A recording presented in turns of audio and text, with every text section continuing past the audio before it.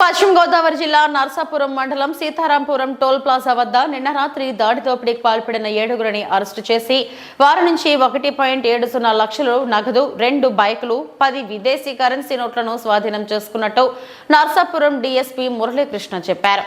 కోనసీమ జిల్లాకు చెందిన రాపాక చంద్రరావు విదేశీ వస్తువులు కొనుగోలు చేసి అమ్ముతుంటాడు.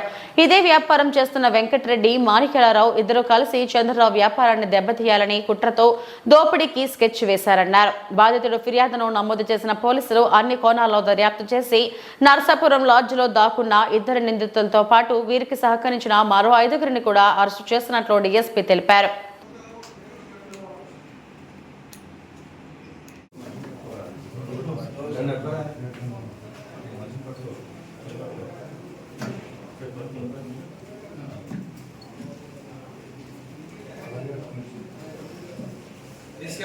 తీసుకెళ్ళి నిన్న అనగా 30వ తారీఖు సోమవారం ఉదయాన్న ఒక నేరం జరిగింది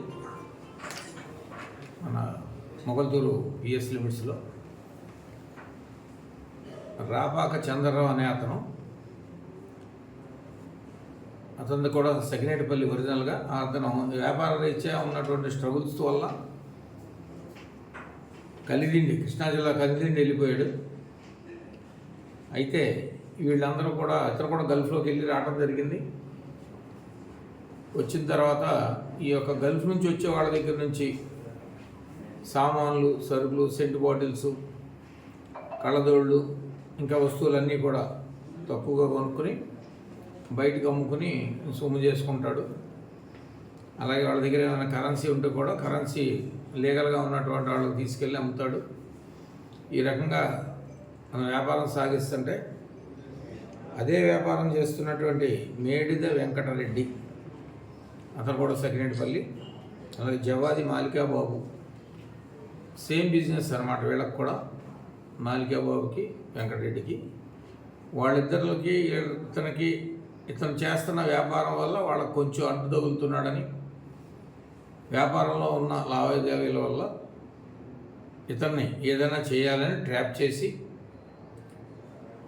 ఇక్కడికి వచ్చేటట్టుగా గంటారాజు అనే ఆసామి ద్వారా పిలిపించారు. మా దగ్గర డబ్బులు ఉన్నాయి, కరెన్సీ మేము తక్కువగా అమ్ముతామని చెప్పి పిలిపించడం జరిగింది. దాని మీద అతను 2 లక్షలు క్యాష్ అప్పు తీసుకుని వచ్చి, అంటే అతను కూడా పెద్ద నిశ్చయం కాదు, అప్పులు చేసుకుని తెచ్చుకుని మళ్ళీ ఇవన్నీ వ్యాపారం చేసి తీర్చుకుని అన్నీ ఏదో మార్జిన్ మిగిలేటట్టుగా చూసుకుంటాడు. 2 లక్షలు క్యాష్ తీసుకుని వచ్చి ఇక్కడ వాళ్ళు చెప్పినటువంటి రాజుగారి తోట దగ్గరికి రమ్మని చెప్పారు. అక్కడికి వచ్చాడు. వచ్చేదానికి వీళ్ళు అప్పటికే పురమాయించుకున్నటువంటి 3గురిని ప్రత్యేకంగా పురమాయించారు. ఆకుల ప్రభుతేజ, సాధనాల మణికంఠ సూర్యతేజ, బయ్యా హింసాగర్ 3 కుర్రాళ్ళని అతన్ని కొట్టి డబ్బులు లాక్కుని వెళ్ళేటట్టుగా ఒక సెటప్ చేశారు. ఒకవేళ అది మిస్ అయితే వీళ్ళు 4, 5 వీళ్ళు వేరే ఉన్నారు. వీళ్ళంతా ప్లాన్ వేసుకుని చక్కగా ఉన్నారు కాబట్టి ఆ ప్లాన్ ప్రకారంగా ఇంప్లిమెంట్ చేశారు. అతను కొట్టడం, ముఖం మీద కొడుతూ ఉంటే అతను దెబ్బలు తగిలి బ్లీడింగ్ ఇంజరీస్ అయినాయి. అతన్ని కొట్టి డబ్బులు లాక్కుని వెళ్ళిపోవడం జరిగింది. తర్వాత ఈ కంప్లైంట్ పోలీస్ స్టేషన్కి అప్రోచ్ అవ్వడం, వెంటనే అతని రిపోర్ట్లు అవి తీసుకుని కేసు కట్టే బాధ్యతలని స్టేషన్లో ఉన్న ఎస్ఐ గారు వాళ్ళు వెంటనే స్పందించడం జరిగింది. జరగటమే కాకుండా